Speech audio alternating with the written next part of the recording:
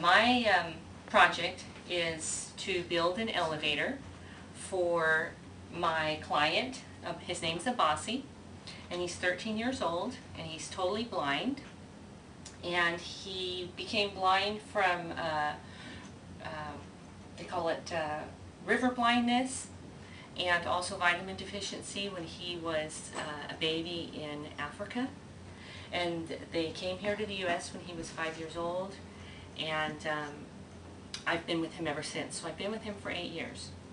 And Abasi has a very good understanding of all of the basic concepts needed to understand, you know, being in a room. He even understands different floors.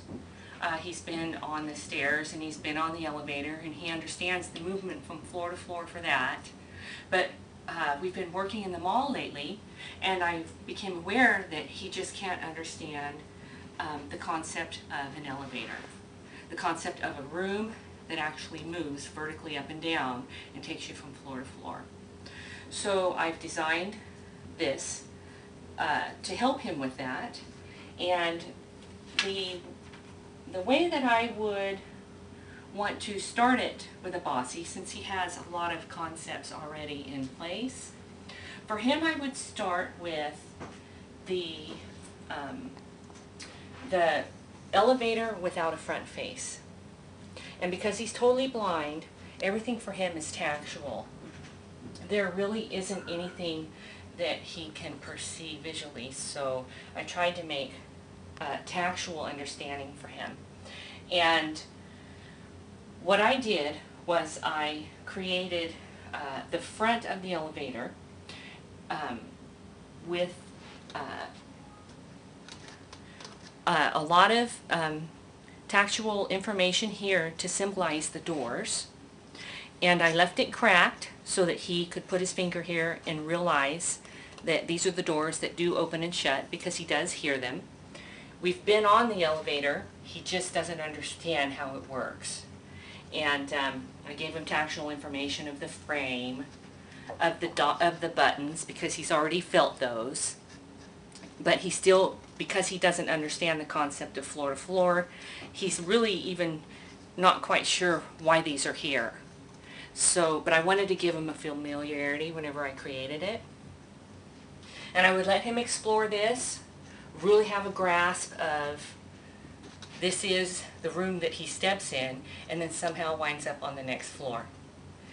And then what I would allow him to do after exploring this, oh, I put a bell on this so that when it came time for him to find it, it would be easy for him to find. But then I would also let him explore the frame that I've created showing multiple floors. And I would let him take as much time as he needed to really feel all the way around, understand, oh, okay, this is, you know, the bottom, this is the floor that the elevator is on when he starts. This is the next floor that he moves to. And this could even be another floor, or it could be the roof. Just depends on how many levels. And the mall we're working in right now has 3. So I would explain to him this could even be the 3rd floor for him. But it doesn't, I couldn't build something high enough for that.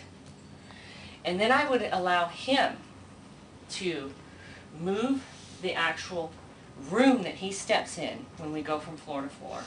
And I would want him to move this room into this shaft that he has come to understand. I would want to make sure that he totally understood this is a shaft that the elevator moves in, like a vertical, almost like a vertical column, so to speak, that's open. And, of course, he would be very familiar with the top part of the elevator that has a representation of a cable, and this is how it'll move. Now, I'm sure, I would explain to him it's a little more complicated than what I've done, but this is for the basics of it. And then I would allow him to take the bell and pull on it while he's holding the top of the elevator here, and actually feel this room move all the way up onto the next floor here, and how he then steps out of this room and onto another floor. And I feel certain that he would begin to understand the dynamics of what is happening when he moves from one room to another in a box, so to speak. And that would be the goal for this particular project for Alasi. And I did want to also point out that I created this map, though, with the desire to be able to show it to anyone at any age, no matter what their concept is, so they can grasp as much as they can. So what I did when I created this project is I connected it all with Velcro. And the reason for that is I'm going to have students who don't even understand yet the concept of how you can step into a room that is put together. And with that, I went ahead and I made it, oh, I do want to point this out. As you can see, this black line that goes all the way around the entire box here, I did that so that my students can have a tactile guide as to how to put the box together. Because otherwise, it's just a whole series of squares, and how do they go together? So I did do that, and I would help them from step to step. And I also wanted to create it in a way where I could easily transport it, have it not take a lot of space up in my car, or even where I store it, because from what I understand, we're going to have tons and tons of this stuff. And we're going to want to be able to store it all easily and have it be small and light. This Velcro is really strong.